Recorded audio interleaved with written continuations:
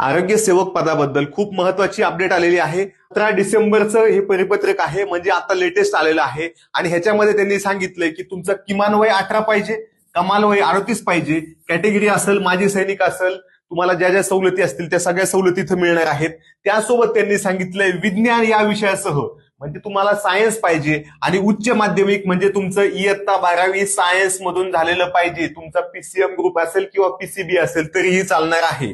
किंवा समतुल्य म्हणजे काय आहे, एखाद्याचा 10वी नंतर कोर्स झालाय, कोणाचं पॉलिटेक्निक झालंय किंवा कोणीतरी दुसऱ्या डिप्लोमाला ऍडमिशन घेतले, 10 नंतर 3 वर्षाचा जो कोर्स असतो, ज्याला 12वीचा दर्जा असतो, असा कुठलाही कोर्स तुमचा कंप्लीट झालेला पाहिजे. त्यासोबत त्यांनी काय सांगितलं की बहुउद्देशीय आरोग्य कर्मचारी पुरुष यांच्यासाठी आरोग्य आणि कुटुंब कल्याण प्रशिक्षण केंद्र ह्यांचा डिप्लोमा तुमचा कंप्लीट पाहिजे 12 महिन्यांचा.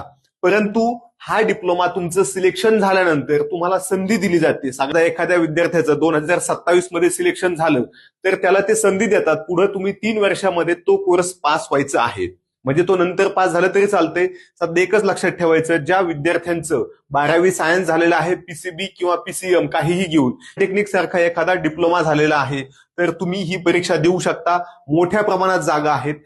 आणि ह्या परीक्षेचा जर तुम्हाला अभ्यास करायचा असेल तर आपल्या महाराष्ट्र अकॅडमी या ऍपमध्ये तुम्हाला ऑनलाईन कोर्स सुद्धा उपलब्ध आहे. अतिशय दर्जेदार शिकवलं जातंय आणि सध्या ऑफरमध्ये फक्त 500 रुपयात तुम्हाला आरोग्य सेवकचा तांत्रिक अभ्यासक्रम, त्यासोबत जो नॉर्मल अभ्यासक्रम आहे, जे मराठी, इंग्लिश, गणित, बुद्धिमत्ता, जीके सिलेबस आहे, तो सगळा शिकवला जाणार आहे.